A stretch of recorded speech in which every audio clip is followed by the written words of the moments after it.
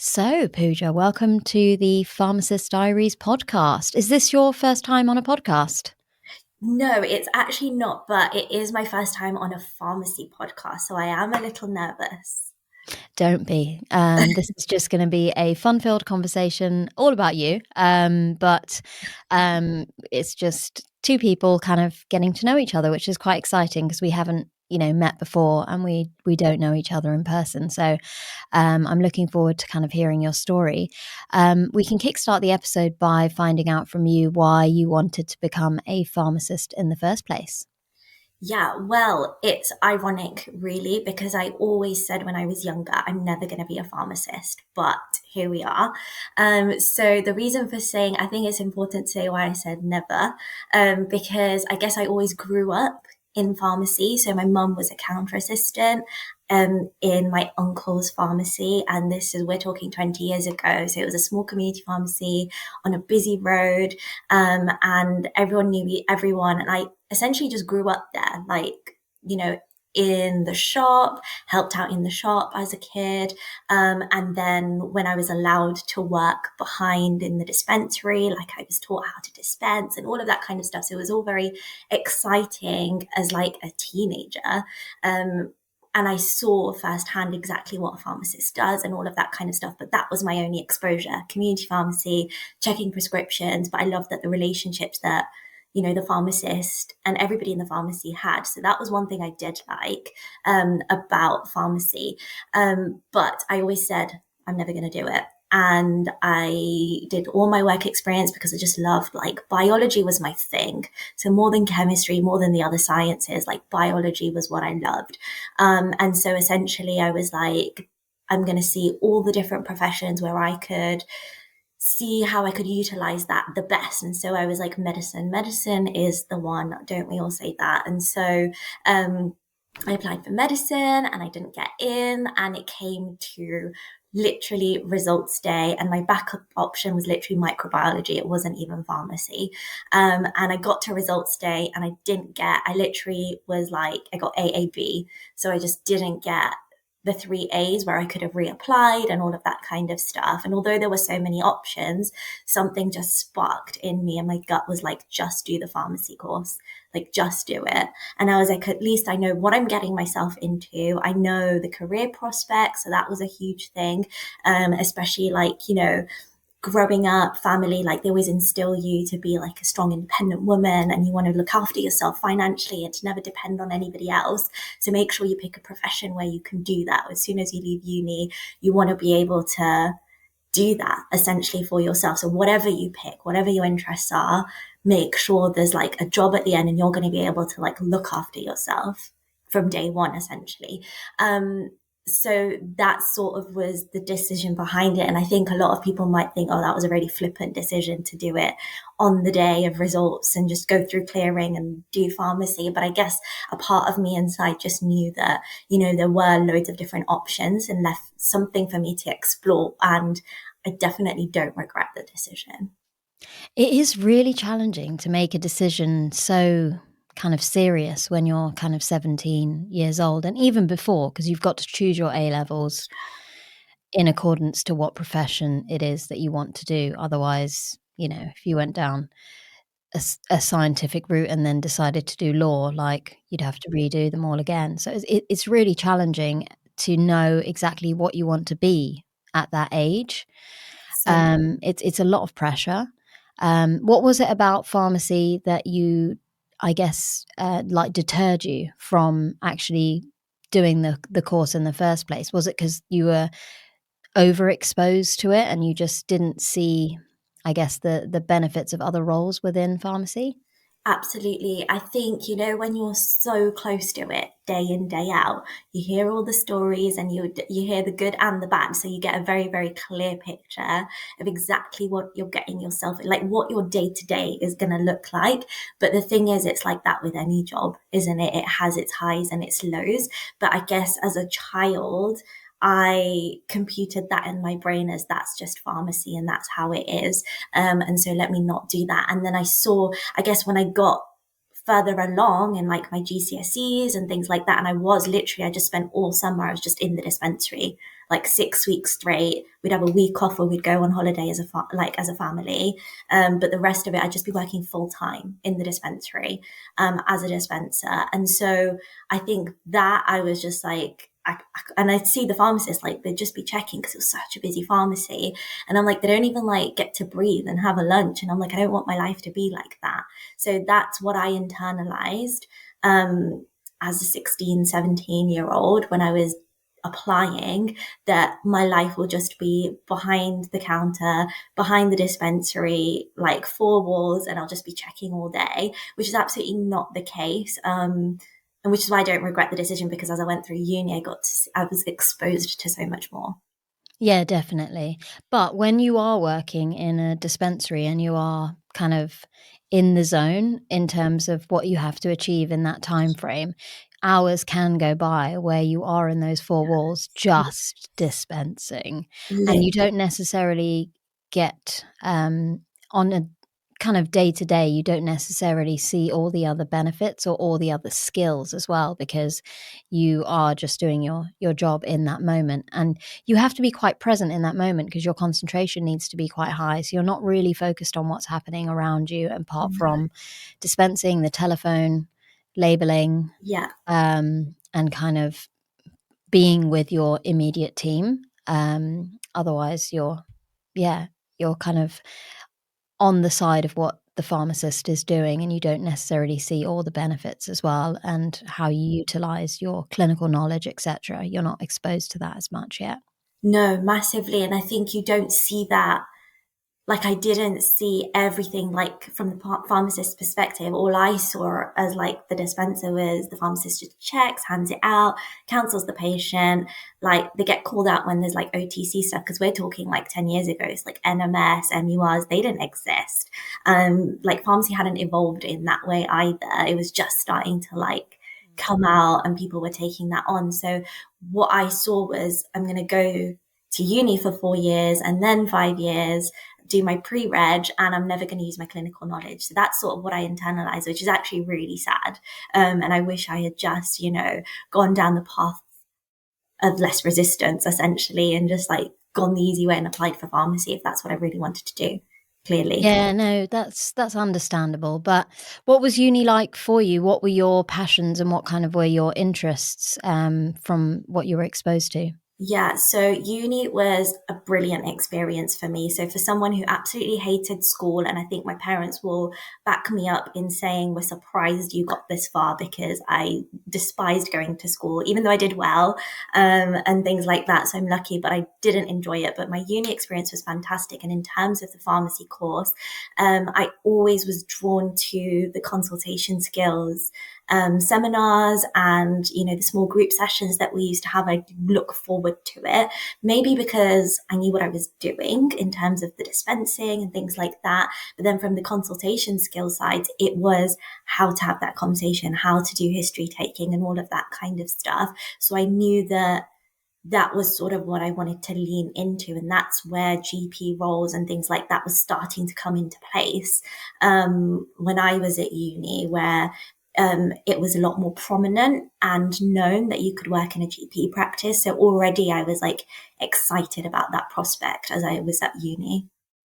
That's great, and it's funny because I guess when I studied, the GP practice roles weren't around, and I'm not even that old. But they weren't really in existence during the sort of university and pre-reg days, and things have really turned around, and opportunities are amazing now, and it's great that we can, you know, use our skill set in so many different places. So I guess, what was your thought processes in terms of your pre-reg year, and how did that go for you? Yeah, so it was very interesting because it was only the year after I graduated that they had pre-reg roles that you could do in GP practice and community. So I missed out on that aspect, and there wasn't really a thing where people were taking pre-regs into GP practices. Those roles were really far and few between. I remember there was one girl on my course, and she was split with a CCG placement and a community placement. I thought, oh wow, like she's made it, like that's incredible, like I can't wait to hear what she gets up to.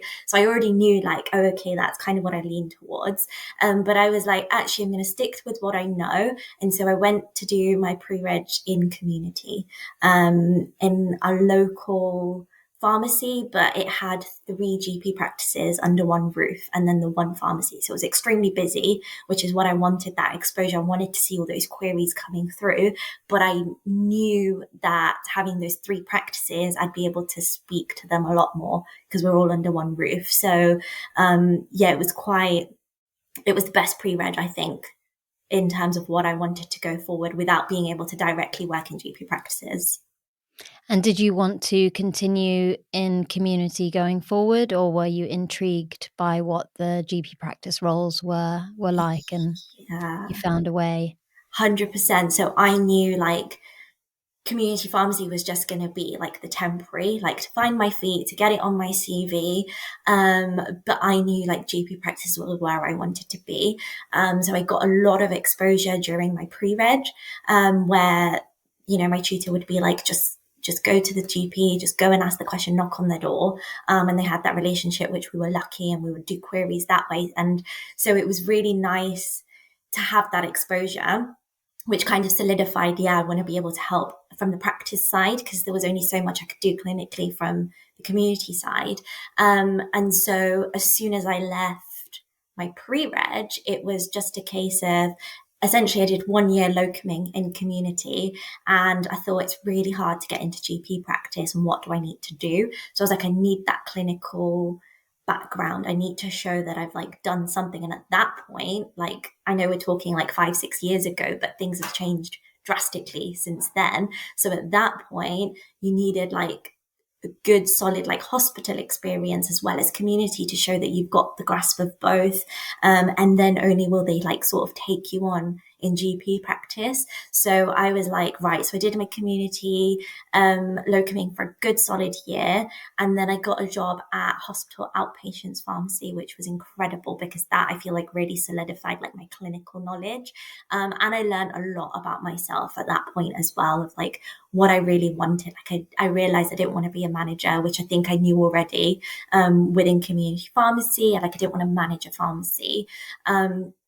And yeah, that solidified everything. So although my stint was quite short in outpatients, that was about 6 months because I was traveling to a different city just to make that happen. I was like, I've got to do anything I've got to do just to get that exposure, whether I've got to travel, move, whatever that looks like. And then literally within a couple of months of finishing the hospital outpatients, I had a practice job, which was exactly what I was working towards. So it kind of worked out however it was meant to. Amazing. How did you prepare for that interview? Do you remember any of the questions that came up that were maybe useful for pharmacists out there potentially trying to transfer into GP roles? 100%. I think really it was my enthusiasm more than anything because they knew, like, okay, she's never had exposure to GP practice. And I feel like a lot of people now that I interview and where my job's gone to now, like, that's all I want to see. Like, I just want to see that passion to go above and beyond for your patients, to like be resourceful and all of that kind of stuff. So really it was providing examples, whether that was from community or hospital outpatients. Could I provide examples where like I used my resources, I took initiative, I blended into the team, all of that sort of stuff really stood me in good stead. And having that knowledge of like how to process a discharge and like just the system as a whole stood me in good stead. So I wasn't expected to know the ins and outs of GP practice. I did shadow actually a GP pharmacist for like a couple of days before I had the interview as well, so that I could bring that knowledge. And I think that really stood me in good stead as well, because this pharmacist was super knowledgeable, and had been doing it for years, actually one of very few. And so watching him really gave me an insight on what the day-to-day looked like, so I could bring that into the interview and be like, I know what I'm going to be doing on a day-to-day basis, and I'm sort of ready to take that on. Oh, that's a great idea. It's really good to expose yourself to the environment before you get there. So that you know you're gonna like it, Yeah, but also it puts you in a good position to understand what they do and then ex kind of explain those transferable skills in an interview. yeah, It makes it more personal for you. definitely. And it's really exciting, like, you've got, 3 different, practice experiences from community to hospital outpatients to, GP role, like, that's really exciting in quite a short space of time as well. But in terms of the system, like you said, it's really, really beneficial to understand Mm, how the system works and discharging a patient from a hospital, or if you're in a hospital environment as an outpatient, how that then links back to ordering a medication in a community pharmacy, or do they go back to the hospital because it's unlicensed or it's a special product that you can't get in the community, exactly. and how the GP is gonna handle that. So, all of that skill is really, really valuable for you. Um, the hospital pharmacy, how like, in terms of the clinical knowledge, why is it that you feel that your clinical knowledge improved significantly in comparison to community? It was really interesting because I was just exposed to so many drugs, but not just the drugs, but like the indications. So things like, oh, I can't even remember now, but things like the propanolol where you're using it in children, not for heart stuff. Like I think it was strawberries. I can't even remember. I feel like, but honestly, like I think it was seeing all of that, but also dealing with the consultants that were prescribing this. So when you're querying something, having the confidence to say, actually, I know you're a consultant, but I need to do my job and double check. I think the confidence was key at that point as well. So I think clinically also, I was able to use resources. So that's when I really solidified like the resources that I had available to me, like NEWT guidelines and Stockley's and all of that kind of stuff. Although I was aware of it, I don't think I'd ever really used it, maybe once in community to double check something during pre-reg because I was curious more than anything. But that's where I was able to sort of solidify all of that stuff, which I brought really easily into GP practice then as well. Yeah, no, it's really beneficial. And the use of resources, guidelines, kind of looking up unlicensed medications, like checking evidence, is part and parcel of a hospital job. Yeah. It's just interesting, I guess, from a pharmacist perspective, that when you're in community, because you are genuinely very busy, Mm. and the drugs, the dosages, the indications are most of the time quite standard. Yeah. So they are things that you would find in the BNF, and you Mm. can screen your kind of eyes over it in terms of, is this safe? You got your furosemide 40 milligrams, you got paracetamol 1 gram 4 times a Lit. day, you've got your aspirin 75 milligrams a day. So you kind of, what the interactions are. You look at the prescription, you okay, like, fine, that's safe. I'm happy with that. Yeah. But at the same time, you are blind, because if you don't have access to blood results, or, checking the patient's creatinine, or like asking them about side effects and things, like, because you're genuinely so busy just churning out work, Yeah. the hospital experience kind of gives you that exposure, because it's an expectation to sit there and properly clinically screen that prescription for what it is. Complete. And it's a shame to some respect that in community we don't do exactly the same. Yeah. If something's on a repeat prescription, people tend to have a quick glance. Yeah. A lot of the labeling is overrided in terms of the interactions, because you might have one person, maybe a technician, printing off all the labels. And now, obviously, things have changed where you're not actually labeling. It's a case of printing what the GP's requested on the actual prescription, which is a complete game changer. It does make life more efficient in terms of speed. But are we in a position where we are missing steps because we are trying to focus on numbers rather than individual people? Like, that does cross my mind. Because there is a massive difference between what we do as pharmacists in the community compared to a GP practice or a hospital. Like, hospital wait times are 20 to 30 minutes minimum, and it's okay for it to take that long because you are doing the necessary steps to screen that prescription. I think, of course, you've got a lot of unlicensed or weird and wonderful kind of off-label indications or using drugs in a strange way, especially for children, that it does take time and you don't get exposure to that in the community as much. But I still think it's a limited focus that we need to change from a Absolutely. safety point of view. So what was it like starting your GP practice role? What were you exposed to in terms of the work that you started with, and how has that grown over time? Yeah, so when I started, I was quite lucky because the job I had was covering 4 different practices. It was part of a GP federation at the time. And so every practice was very different, as it is now as well, I guess. But initially, to sort of find my feet, I was really lucky to work with an incredible pharmacy technician who, again, had loads of experience in GP practice. So in order to sort of learn the systems and everything, it was kind of doing a bit of audit work. And I remember that moment in time in our area, it was switching patients to edoxaban and looking at all the DOACs and AF and all of that kind of stuff.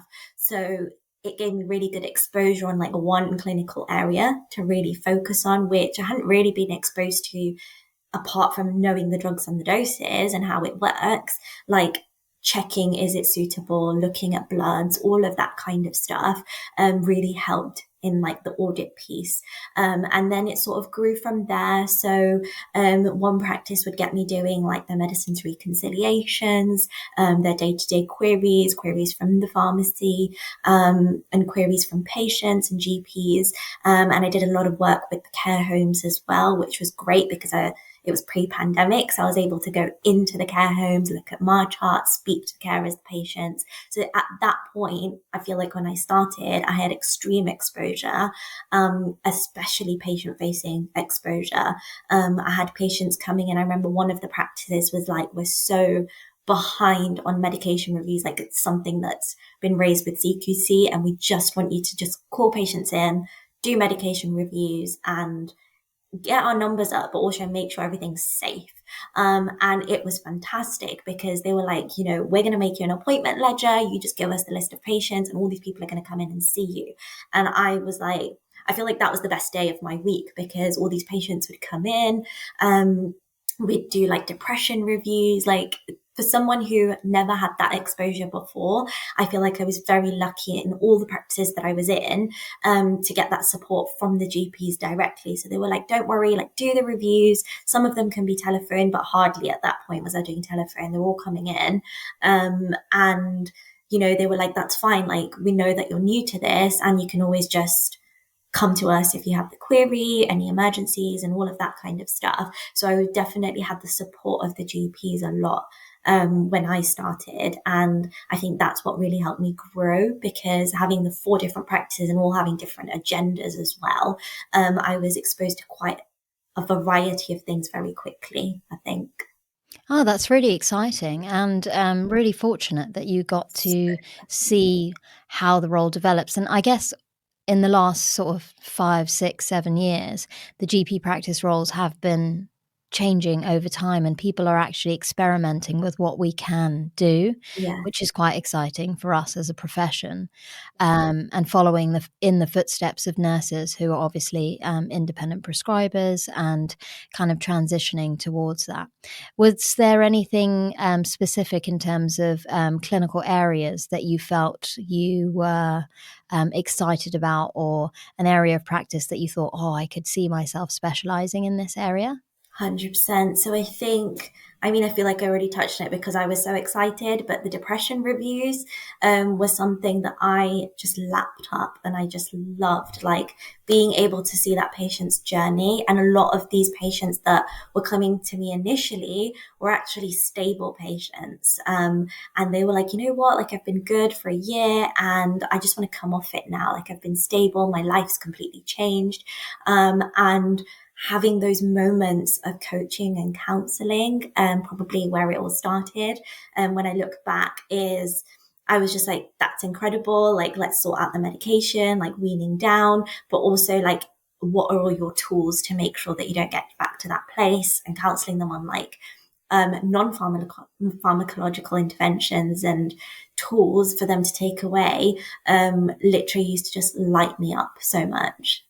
I love that. That's amazing, and a really important area of kind of clinical practice that we need to focus on now, Massively. especially since COVID. And working from home and kind of feeling isolated. The rates of depression obviously have gone up significantly, and not just for adults, but for pediatric patients as well, teenagers. Like it's a huge kind of national issue. Massive. Um, so during those consultations, what sort of non-pharmacological treatments or advice would you give your patients? Well, really, it would be very, very personal. So I guess I've always been the kind of pharmacist where I was like, I'm not just going to reel off the list of like, yeah, make sure you use like Headspace, and make sure, you make sure you've got the number for the counseling service in case you need it and things like that. So really it was finding out what the reason was behind them, getting depression in the first place, what sort of instigated that, and what has actually genuinely changed in their life since. And so for me in those consultations, it was learning their triggers. And I remember one patient, and he was like, my issue is anger. And he was like, it's every time I get into a new relationship, I get really angry, and then I can get really depressed if I have a breakup. And he was like, the anger will come out in road rage and all of that kind of stuff. And then I kind of like sort of start to spiral. And sort of just having those conversations, allowing that patient to have that space to open up in a really safe, genuine way, to be like, you're going to come off this. It's quite serious that you're going to come off it. And it's great, you're stable, but what if? Like, what if we don't want you to have to go back on medication, essentially? Like, I know I'm a pharmacist, but I'm not an advocate if we don't need to. And so it was really like looking in and honing in on that of like, okay, and in fact, he had all the tools himself already. He was like, I know exactly what to do. Like, I need to move my body. I need to go to the gym. I talk to my friends now about it and he was like, I have a group where like, if I can't talk to my friends, there's a safe group where I go to, and I'm going to keep that up regardless, and things like that. And he was like, I know how to process my emotions now a lot better. And so it's those kinds of things that I think makes all the difference, rather than giving the generic advice of just go to the meditation app and that'll fix you, which is not the case. Yeah, and understanding the triggers and really understanding that person's lifestyle and what they've been through. Because Massive. if you don't have that, you can't just give that standard sort of generic advice like, "Go and lose weight." Yeah, Like, "Sort out exactly. your mental health by meditating." Like, that's Literally. see you later. How many minutes are your consultations then for medication reviews? So they're 15 minutes. Oh, that's hard, that's hard. So hard. So you can imagine I used to run over a little bit, but not too much. But I think it was okay in terms of like you would make up the time. But yeah, you want a little bit longer when it came to those kind of reviews for sure. Have you, by chance, audited any of these, consultations in terms of how much deprescribing that you've done or, how much non-pharmacological advice that you're providing patients and whether or not that's, I guess, helped? Yeah, so I remember doing this at that practice because we had to show from my consultations how many patients we deprescribed for. So it wasn't necessarily a target to make sure that we deprescribe. But I remember we had a good like 25% reduction in the time that I was there, which was quite significant because it was a small little village and people were kind of set in their ways and the way that they did, not the GPs, but sometimes the patients. So we did quite well when it came to deprescribing. And in terms of non-pharmacological advice, I used to give it pretty much all the time, but it wasn't something that was audited, which actually is a shame, because essentially there were no codes to go along with what we could audit. And it is something that on reflection, I think it's a huge part, and we don't necessarily get that space or time. So even now, when I'm mentoring, coaching other pharmacists, and I'm looking at their consultations or I'm shadowing, I'm always like, it's always the first thing, and they know now. They're like, literally, they're like, I know what you're going to say. Like, I didn't give non-pharmacological advice, and I'm like, yeah, exactly. But I'm like, just don't forget, because it's probably the one thing that's going to empower them and be able to give them a bit more responsibility to go help themselves as well. So just don't underestimate the power of it. Absolutely. I'm with you there. And we don't learn about it enough at university, if at all, really. We are giving, we're taught to give very generic advice in terms of increasing your fruit and vegetables, exercise. How many minutes a week? It's 150 minutes a week on the NHS website, maximizing your sleep. But the issue is, we don't have time in the consultations to sometimes go through the details of how they can implement that. Absolutely. At the same time, we maybe don't feel comfortable because we haven't got the training Yeah. to give that advice. And then you feel like, oh, am I the right person to actually let you know that this is a good idea? Very. So it can be quite challenging for Mhm. pharmacists. But I think this is all about lifestyle medicine, isn't it? And prevention rather than, treating once the issue has already arisen, and 100%. providing those very powerful tools for people to empower themselves to make those changes, which I Yeah. love everything that you've been Me doing. That's too. so exciting. Me too. Yeah, it's right up my street. So obviously, I Love. do the same with parents, in the hospital. Sometimes, I mean, a lot of kids come in with, yeah, constipation. Yeah. And before I'm like thinking about medication, I'm like, how much water does your child drink? Like, what kind of food are they eating? Like, how much do they move in terms of exercise to get their, guts moving? Yes. And most of the time, the answers are like, you need to work on that. Yeah. If you want your child to get better and you want to stop coming into hospital backed up to the point where we have to support you, Wow. you need to look at the basics. Um, and kids do really struggle with drinking water. I've got a 5-year-old. I have problems with her on a regular basis with coming home from school, having not drank anything. And I'm like, really? Like, how did this happen? Um, And I've asked the school for support, but it's difficult, again, for one teacher to make sure 30 children drink their bottles of water. That's kind of not what they're there to do. They feel like their job is, to focus on the education. Well, actually, for me, drinking that water is part of the education, because if they're not hydrated, they don't have the mental energy to sit through your class and actually learn maths, English, sciences, or whatever it is that you're teaching them. And we need to strip it back to the basics, that, you know, you can't survive without water.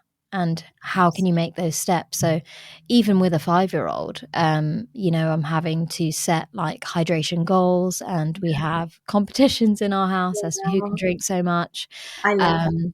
We've created a hydration club, Cool. that we're all part of, or sometimes she's not part of because she's not doing her job. And I am quite strict about it, because I think it's an absolute necessity to look at how we teach our children to look after themselves in order to then look after other people if they're going into jobs like this. 100. Um, but no, it's really exciting. I'm really like happy for you that you've gone into a GP practice role and tried something different, and it's probably very different to what you thought you were going to do, from what you saw as a teenager in a Yes. community pharmacy with your mum and your uncle. Yeah. Um, I guess those non-pharmacological treatments that you're advising patients to do, is this something that you incorporated into your own lifestyle? And I guess tell us about that journey. Yeah, 100%. So I guess it was interesting what you said before in terms of, am I qualified to give this advice? And I used to have that very much. It was a very prominent thought when I was counseling these patients at the beginning of my GP practice career. And so I did used to hold back at that point. And I guess the journey that I've been on since then, now I'm like fully into my own with it, and I do have the knowledge and, you know, the evidence and everything to back that up. So I do feel more confident giving that kind of advice. In terms of my journey, so yeah, I guess in terms of my journey, like leaving pharmacy for a short period of time, it all kind of did, I guess that all did play a part, because those sorts of conversations where not just with the depression reviews, but also all other aspects where I'm giving this non-pharmacological advice, I'm like, but that's what's going to work. Like, it's like when you're in community and you're trying to not sell that cough syrup because you're like, actually the honey and the lemon is just going to cure that sore throat more than you can imagine. And you're giving that advice. And so I quickly learned that I'm not a businesswoman, because most of the community pharmacies didn't really enjoy that I was giving the non-pharmacological advice and not selling any of their products. So I was like, you're not making as much money. So in that sense, I wasn't very popular, but I was popular in terms of like the work and stuff. So that was some clarity that I got. So I was like, it was very prominent that that was what I was passionate about. And then personally, I feel like I went through a lot of shifts and changes in my mindset. I did a lot of work in terms of my personal growth whilst I was working in the GP practices. And during the year of COVID, it wasn't intentional. I was on this group program already at the beginning of 2022, all about mindset and like changing the way that I am essentially in personal growth. So that was already part of me, and I've always been interested in it. Like, I've always been interested in yoga and all of that kind of stuff. So that sort of solidified all my learning that year, I would say. And then with COVID also happening and the pandemic, I was exposed to a lot more. So I was given a leadership role within the PCN, to go and do like the COVID clinic, set up the COVID clinic in the area, with all the pharmacy aspect and stuff, because they didn't have a senior pharmacist or anything at the time. And so I feel like that year was a big year of personal growth for me. Whilst everyone was going through a pandemic, like, I was working harder probably than I've ever done before as a pharmacist. And I was getting exposed to a lot. And I was also trying to do my CPP pathway and finish that. I was doing my independent prescribing. So there was a lot going on for me. And I think I got to the point at the beginning of 2021 where I thought, this is a lot. Like, I've taken a lot on, to the point of where you get to almost burn out. I don't want to say that I was burnt out, because I don't think I was fully there, but because I was doing all the work, I could recognize the signs, and I was like, something isn't right. Like, I don't see my life panning out like this, just being on that hamster wheel, which I think, and I was seeing all those patients as well at the same time. So I was like, this is what could happen essentially. If I don't look after myself, it's going to manifest in physically in an illness, or it's going to manifest with like a mental disorder. Something can go wrong here if I don't do something. So I kind of stepped back. All my courses finished. Everything was like slowing down. The COVID clinics were slowing down, all of that kind of stuff. And I got to like the middle of 2021, and like I'd finished my prescribing, all of that kind of stuff. And I definitely changed in my mindset, and definitely changed as a person. And I think I got to the point in my life, I literally, like, it sounds very dramatic, but I was literally at my desk next to the technician, and I just had this moment, like, one afternoon, everyone was on lunch and I was by myself in the office, and I just thought, like, is this my life? Like, I just thought, am I going to be in the same village working now at one GP practice? And I was like, is this it? Because I wasn't getting the exposure that I was maybe getting initially in all the other practices where they were very pro-pharmacist. I was in a practice now, because of contract changes and things. This one practice thankfully took me over during the pandemic. But I got to the point where I thought, they don't even let me prescribe. I've just become a prescriber, but they don't have confidence in pharmacists. And I'm the first pharmacist, and I've done a lot of change and a lot of work for the practice, but there's no growth for me here, like, personally. And the way that they were functioning, I got to the point where I thought, do my personal values match with the values of my employer? And the answer was just a clear no, because I had my appraisal, and I just thought, you know, when you ask all those questions and you're like, it just doesn't even match with like what I would do as a person, and my employer feels completely different. So I just had that moment of, what am I doing here? Like, I'm not appreciated. I'm not really respected as a professional. I've just done all the work, but just so that they've got someone to do the work. And so at that point, something I think triggered inside of me to be like, something needs to change. And I started to become, unfortunately, quite resentful of like being a pharmacist, because I was like, oh, that's it. Like, no one's going to respect me in my profession. I've just worked so hard for the practice, for the PCN, for myself, to show everything that I can do, but I'm still not going to be able to either be a senior, progress to as a prescriber, have more clinics, like increase my exposure, all of that kind of stuff. And I just thought something has to change. And so that's when I quit pharmacy completely last year. My goodness. Yeah, it was a That's quite lot. intense to go through such a busy period, and quite a lot of exciting things. So Studying to be a prescriber, setting up clinics, which was all a new skill, maybe a new kind of like, project management could have been kind of new to you, but also in an area that no one knew about. no, Coronavirus was all, yeah, what do we do? How do we do it? And you're just setting up something where other people haven't done it yet. completely. Um, so that's quite overwhelming, on top of the fact that you're still keeping in touch with your patients and running your clinics. And I mean, like you said, that's quite overwhelming. But to have the awareness that you can see the potential downfalls from that, and stepping back and saying to yourself, I don't want to get to that point. What do I need to do? And identifying that you needed to slow down and taking the necessary steps to get there obviously was great. Like, thankfully you managed to, understand who you were and what your breaking points were effectively. Yes. It is really exciting that you've stepped away from pharmacy, because at the end of the day, I know this is a pharmacy podcast, but at the end of the day, the important thing is that you really truly understand what your values are. You Huh. understand what you're passionate about, and you understand like what your vision is in terms of work. Yeah, And sometimes you're in a job in a GP practice, for example, you don't want to become a manager and be doing HR and annual leave and yeah, sick leave. I mean, it's not exactly glamorous. no, You enjoy being with the patients. You clearly love doing consultation skills and communicating and advising people and seeing their own personal growth. So I can see how this transition has kind of taken place, which is right. amazing. Tell us what it is that you're doing now. Yeah, so I guess at that point I thought, what on earth? What have I just done? Like, you have all those doubts. Like, I didn't have the best response from the GP practice that I was working in. They were very negative about me leaving and all of that kind of stuff. So I was just like, I'm done. And I ended up starting this Instagram page more so for myself, called Essence of Energy.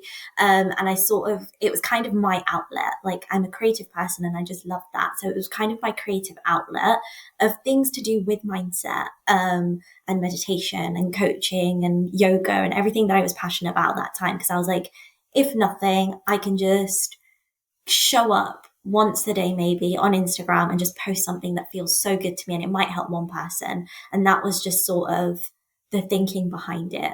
That was like last year in like June or July where I started it. So that's all it was. And all I did was focus on going to my yoga classes, my meditation classes. And I knew that I loved that coaching aspect. So I did like my yoga teacher training.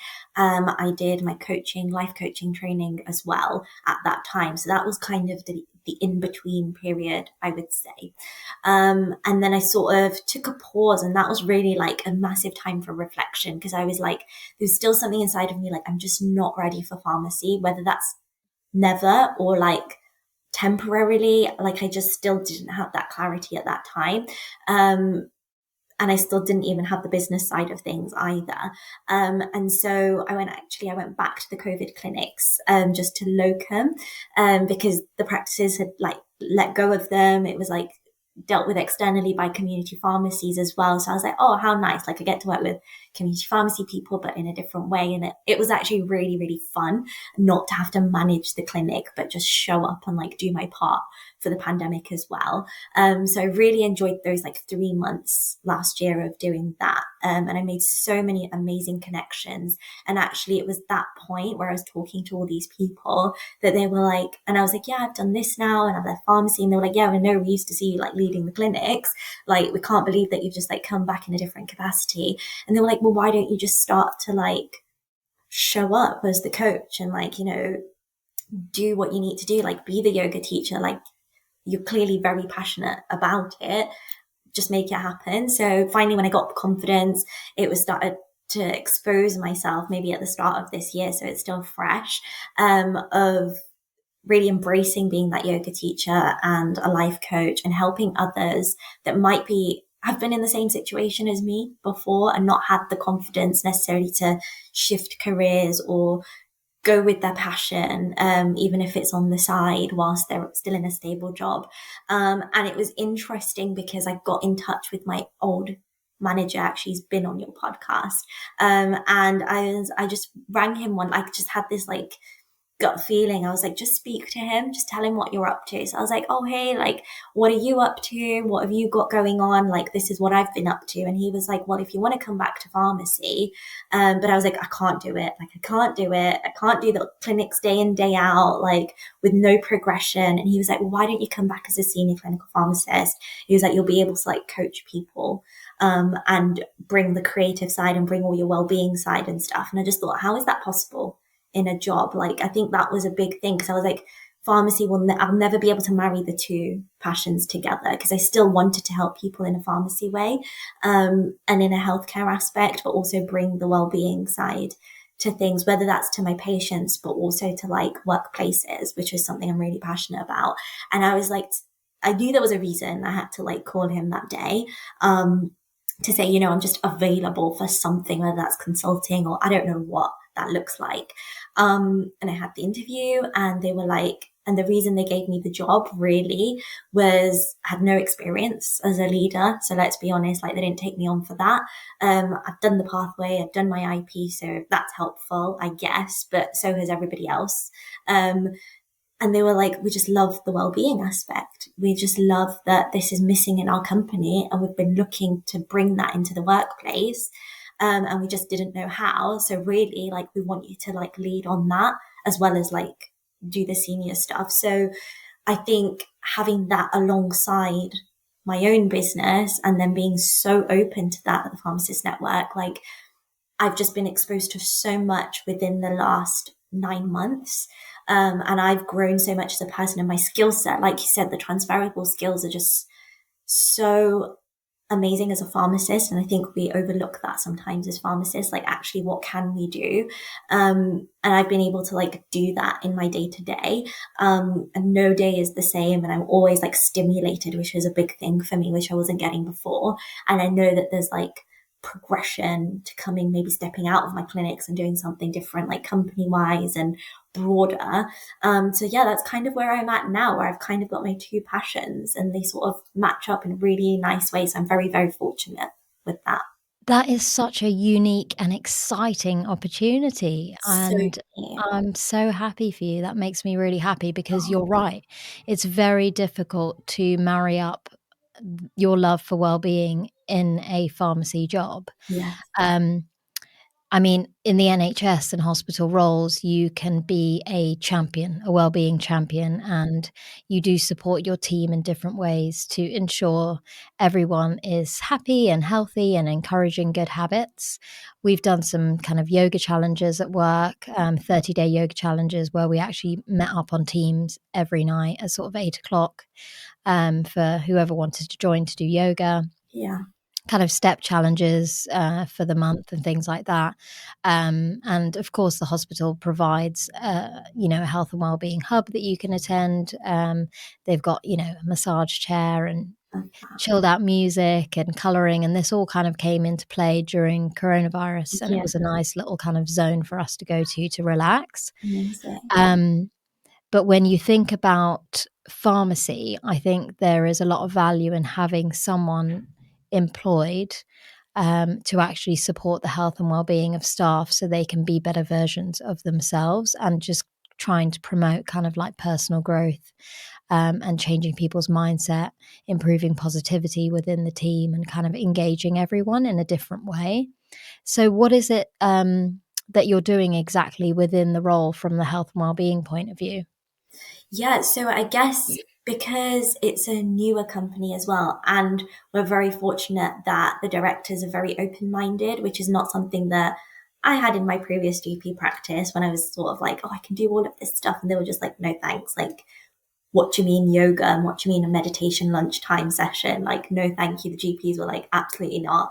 So I'm very fortunate that when I bring an idea, like it's just embraced, and that's the mindset. And I think it all starts from the top as well, when it comes to health and well-being and people being open to that. So what I've sort of brought is just very simple things. So whether that is like we did a stress management workshop recently, and everybody works remotely. So we've got to also think about that aspect because it adds that added layer of, like you said, isolation. And yeah, it can bring like loneliness in your job as well. Not just like personally, but you kind of don't get that community feel, which is what a lot of the feedback has been from the pharmacists. So we've introduced like, yeah, I did a stress management workshop, and I remember it was so interesting because we did it one evening and I had all these like wonderful moms who were just dedicated to like showing up, even though it was in the evening and they had their kids on hand. And they were like, no, we're just going to show up because we know that somehow like we need to be here and it's going to help us. And I remember at the end, they were like, oh, wow, we didn't realize that we could be on the verge of burnout.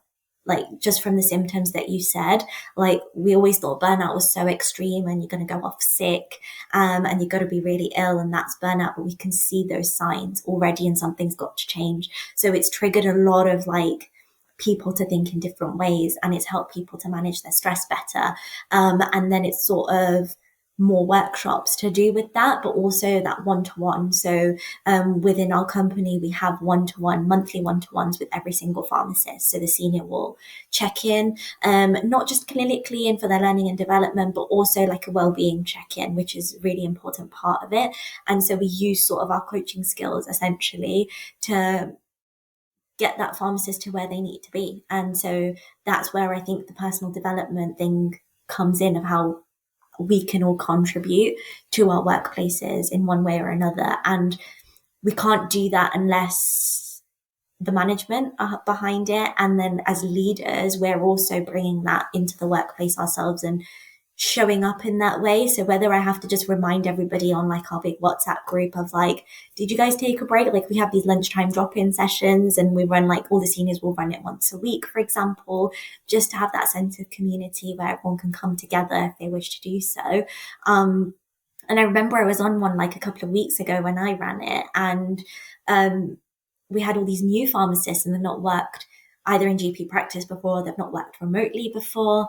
And they were like, oh yeah, like I'm so much more productive when I'm at home, like 8 hours just go like that. And I'm like, absolutely not. Like the company doesn't stand for that, but also like I can't stand for that. So I was like, that's amazing. And like, I'm so happy that you're working hard for like yourself, the practice, the company, but also like your key here. And I was like, you can do that probably for the first 2 weeks, but you're going to burn out.